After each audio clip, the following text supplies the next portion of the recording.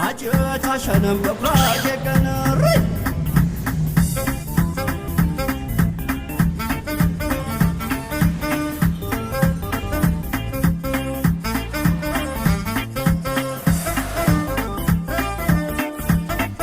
ሰላም ውድ የግሪ ተካታዮች እንደምን አላችሁ? አዱ ነኝ። ዛሬ ለየት ባለ መልኩ ቪዲዮአችንን ከአዲስ አበባ ውጭ በምትገኝ በአንድ ቦታ ተገኝተናል። ይኸውም ጉራጌ። ምክንያቱም በዓሉ የመስቀል በዓል ነው። እንኳን ለብርሃነ መስቀሉ በሰላም አደረሳችሁ እያልኩኝ የመስቀል በዓል በመላው ኢትዮጵያ እንደየባህላችን እንደየወጋችንና እንደየስርዓታችን በድምቀት የሚከበር በዓል ነው። ነገር ግን እንደየቦታው የሚሰጠው ትኩረት አከባበሩ በጣም ይለያያል። ታዲያ ይህን የመስቀል በዓል ስናስብ ሁሌም በአይምሯችን የሚመጣው ጉራጌ ነው። ጉራጌ ብዙ አይነት አለ። ሶዶ ጉራጌ፣ ሰባት ቤት ጉራጌ፣ በቤተ ጉራጌ።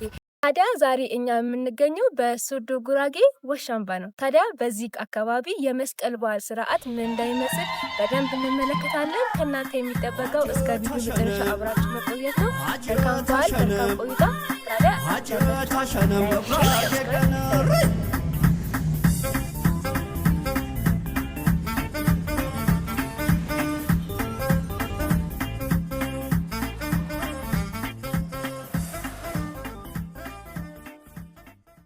የመስቀል በዓል አከባበር ከወረዳ ወረዳ በአንዳንድ ክንዋኖች ላይ መጠነኛ ልዩነት ቢኖረውም ባህሪው ግን ተመሳሳይ ነው። ታዲያ በዚህ አካባቢ የመስቀል በዓል አከባበር ምን እንዳይመስል የሚኖሩን እንግዶችን ጋብዣለሁ። ወደ እነሱ እንሂድ።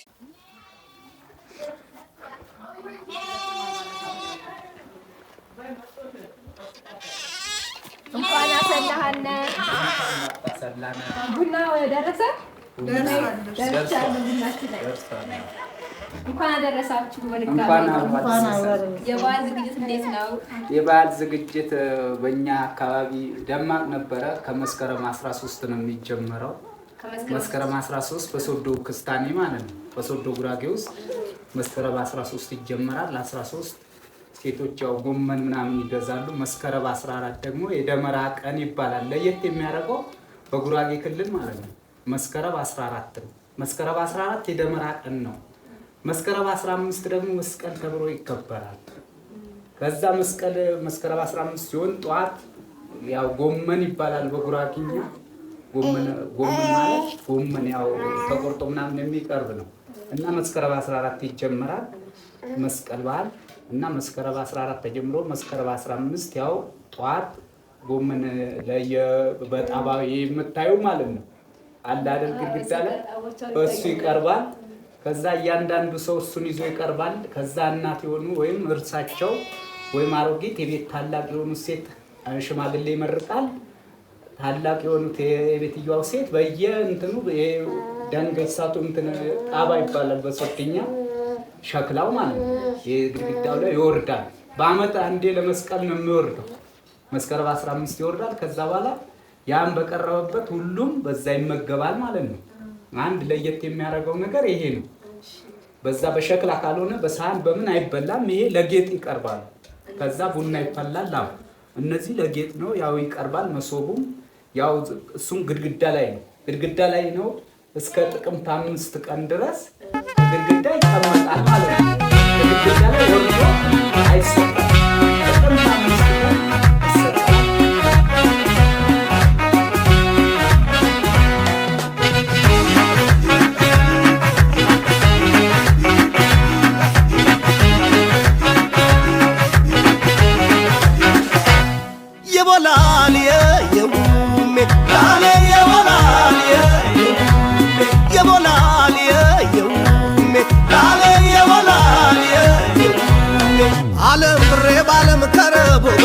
እንኳን ነፍስ ያለኒ ሶብሊኒ ሙሳስ አጀነን በባሉ ያምሳስሉ ጉሳ አምሌሎ ወዩም ሌሎ እማም ሌሎ ወዩም ሌሎ አምሌ ሁሉ የሚደረገው አይደለም። ሴቶችም ወንዶችም የራሳቸው ኃላፊነት አላቸው። እስቲ ስለሱ ነገር ንገረኝ። ሴቶቹ ያው ጎመን እንሰት አንድ ወር ሲቀረው መስቀል በዓል ደረሰ ሲባል 2 ወር ምናምን በታሳስ እንሰት ይፋቃል ማለት ነው። በ6 ወር ይፋቃል። ከዛ ያ ትልቅ የሆነ ጉድጓድ ይቆፈራል። ያ ጉድጓድ ውስጥ ይጨመራል የተፋቀው። ከዛ ለመስቀል በዓል ልክ ሰኔ 15 ጀምሮ ይከፈትና ውጭ ላይ ይደረጋል። ከዛ ሴቶቹ የኔ ያዘጋጃሉ፣ ወንዶቹ ደግሞ ለመስቀል በዓል ብለው በታሳስ አካባቢ ገብሳቸው አብቶ ይሸጡና ያላቸው ነገር ሽጦ ለመስቀል ያስቀምጣል። በሬውንም አዋጥቶ አጋጭቶ ምናምን ሳንቲም በጋራ ሰብስቦ እንደ አክሲዮን አድርጎ ያስቀምጡና ለመስቀል ያርዱበታል። ከተማውም ያለው አመቱን ሙሉ ይሰራል። ያው ቤተሰቡ የሚጠይቀው በአመት መስቀል ነው። መስቀል ይጠይቃል። ስለዚህ ከተማውም ያለው ቡና ሱካሩን ይዞ ያው የስጋ ብርም ያለው ይዞ ይገባል፣ የሌለውም ደግሞ እንዲሁ ይገባል። በቃ ያ በዓል ተሰብስቦ አንደኛ መገናኛ ነው ማለት ነው። የመስቀል በዓል መስከረም 14 ይጀመራል፣ መስከረም 21 ያልቃል እና በዓላችን ይሄን ይመስላል። እሺ ዛሬ መስከረም 15 ነው አይደል? ዛሬ መስከረም 15 ምን ስርዓቶች ይደረጋሉ? ምን ይታረዳል? እርድ ነው የሚባለው። እርድ ከዛ ደግሞ በቃ ያለው ነገር ያው ዛሬ ይፈጸማል ማለት ነው። መስከረም 15 እርድ ነው። እርድ ቀን ነው። መስከረም 16 ወንዶች ያርዳሉ፣ ሴቶችም ደግሞ ያጎመን የተከተፈውን ያቀርባሉ። ከዛ ሽማግሌዎችም ይመርቃሉ፣ እናቶችም ይመርቃሉ። ያው ቤተሰቡ የሆነ ሁሉ ይጠያየቃል እና ይሄ ነው። እንደገና ደግሞ የእንሰት ቆጮም በትላንትና ዕለት ነው የሚጋገረው። ለየት ያለ ነው እሱ። እንትን በአማርኛ ምን ይባል? በዚህ በሶድኛ በሶዶ ጉራጌ ውስጥ አልበበጫት ይባላል። ያው ወለታ ማለት ነው። እንደዛ ይባልና ያ ይጋገራል። በቅጠል ነው እሱ። ለየት ያደርገዋል። በእኛ ሀገር ትንሽ ከሚለዩ ከበዓላት እሱም በጣም ምርጥ ነው። ከዛ በቃ እንደዛ እየተባለ ቡናም እየተፈላ ዘመን ለዘመድ እየተጠያየቀ የሰፈሩን የገባው ሰፈሩን እየዞረ እየጠየቀ እንኳን አደረሳችሁ እያለ በቃ እንደዚህ ነው የሚከበረው። ደስ ይላል በጣም። እኛም እንግዲህ ይህንን በዓላችን ለማየት መተናል። ስለሰጣችሁ ነገር በጣም እናመሰግናለን። ዛሬ ወንዶች ካረዱ ሴቶች ደግሞ ይከትፋሉ አይደል? እርድ ተደርጓል። አሁን ደግሞ ቀጣይ የሚሆነው ከሴቶች ጋር የእርዱን ክትፎ አይደለም የሚከተፈው። ያን ክትፎ ደግሞ አብረን እንከትፋለን። እስከ ቪዲዮ መጨረሻችን አብራችሁን ቆዩ። ከእህቶች ጋር ደግሞ እስቲ እንዴት እንደሚከትፉ ከእነሱ ጋር አብረን እንቀጥላለን። መልካም ቆይታ ተመልካቾቻችን። አሁን ደግሞ ክትፎአችን እየከተፈን እንገኛለን። አጠገቢ 2 ልጆች አሉ። ክትፎ እንግዲህ እየከተፈን ነው አብረን። እስቲ ለክትፎ የሚያገለግለው ምን አይነት ስጋ ነው? እስቲ ትንሽ ንገሪኝ ስለዛ። ስጋ ቀይ ስጋ ነው። ቀይ ስጋ ተፈቶ ቀይ ማለት ነው። ነጩ ታወጪውና ቀዩ ለክትፎ ይሆናል።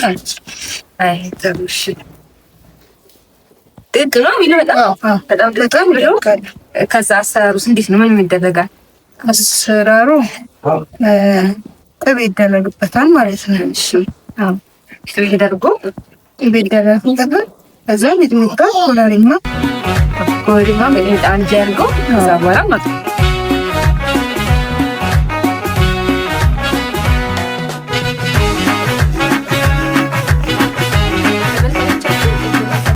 ነው ስጋችን። አሁን ላይ ክትፎ እንሰራለን ማለት ነው። ሲለ ክትፎ ምን ነገሮች እንደሚያስፈልጉ በታች ትነግረናለች። ምን ነገሮች ያስፈልጋሉ? እስኪ እንዴት ነው የሚሰራው? በትንሹ ንገሪኝ።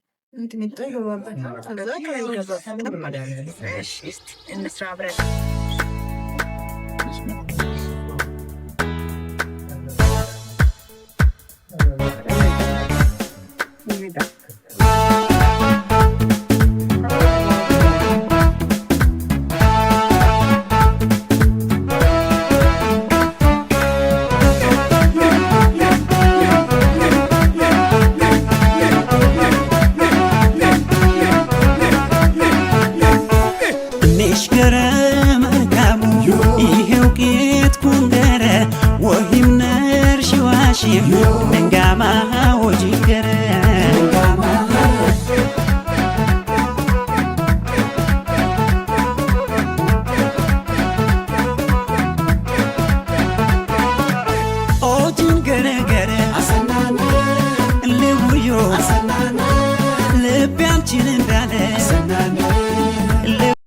ተመልካቾቻችን እንግዲህ አሁን ለክትፎ መብያ የሚሆን ቆጮ እየጠፈጠፍን ነው። እንዴት ነኝ አልፍሬድ? ልክ ነኝ? ልክ ነሽ። እንዲህ ያሺ እንደዚህ አርግ። እንዴት እንደዚህ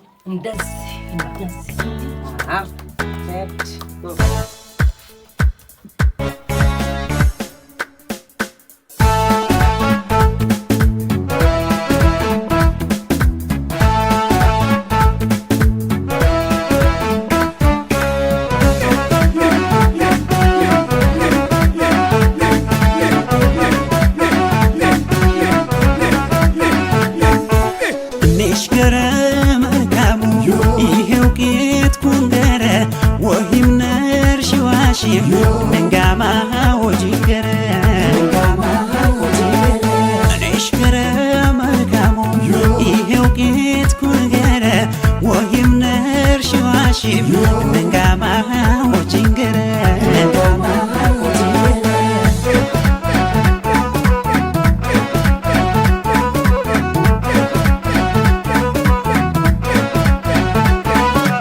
ojingere gere asanana lebuyo asanana lebiantin ndale asanana lebuyo asanana mergabu mertebe asanana lebuyo asanana almut garanay asanana lebuyo asanana ojingere gitkum yegrage geredo mertebi merkama lebebantin ado lebuyo lebuyo lebuyo lebuyo lebuyo lebuyo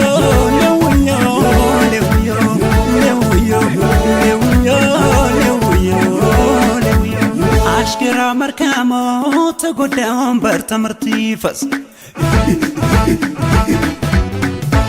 አይሃ ትንብር በፍቅርሽን ያልደናገር ለውዮ ለውዮ ለውዮ ለውዮ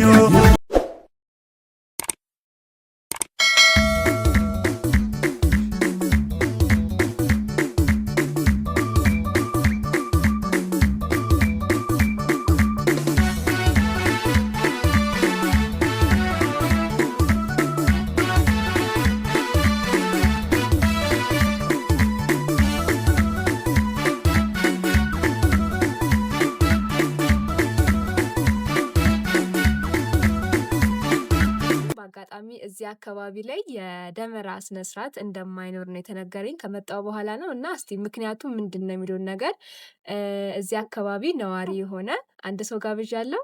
እስቲ ትንሽ ራስን አስተዋውቀንና። ራሴ እኔ ገዛኸኝ ጸጋ ይባላል። እዚህ አካባቢ አርሶ አደር ነኝ። እና አሁን እዚህ ጋር እንትን ልል የምፈልገው ማለት ነው እዚህ አካባቢ ወይም ከአካባቢው ከጎረቤት ከአንድ ቦታ ከሰፈር ወይም ከዘመድ አንድ ሰው ከሞተ ደመራ የለም አይለኮስም ማለት ነው። እና ደመራ በዚህ ምክንያት ነው አንደኛ። ሁለተኛ ነገር ደግሞ ከአካባቢው ምሳሌ ከዚህ አካባቢ ሆኖ ደመራ እንኳን ናሴ 12 አካባቢ ድረስ ሰው ሳይሞት ሰው ካልሞተ ከዛም በኋላ ከናሴ ወደዚህ ከናሴ 12 በኋላ ሰው ከሞተ በዛ መሃል ሰው ሞቶ ከሆነ እንኳን ደመራ አቁመን ወይም የደመራ መሬት ላይ እንትን ከተደረገ ማለት ነው ያን ደመራ በዛ ሰው በሞተበት ለታ ይለኮሳል ማለት ነው። ስለዚህ በሀዘን ምክንያት ነው እዚህ አካባቢ አሁን ላይ የደመራ ፕሮግራም የቀረው ማለት ነው። አዎ የደመራ ለአንድ አመት ለአንድ ጊዜ ይታለፋል ማለት ነው ሰው ከሞተ ለአንድ አመት። አዎ ስለዚህ ቀጣይ አመት ይኖራል ማለት ነው። ቀጣይ አመት ያው ፈጣሪ ካለና ሰው ካልሞተ ይኖራል።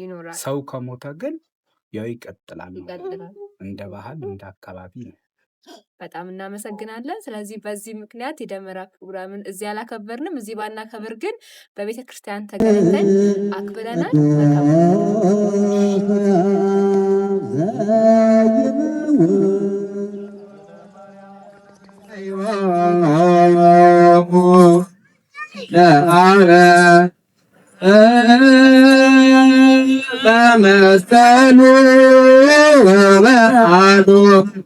በመስቀሉ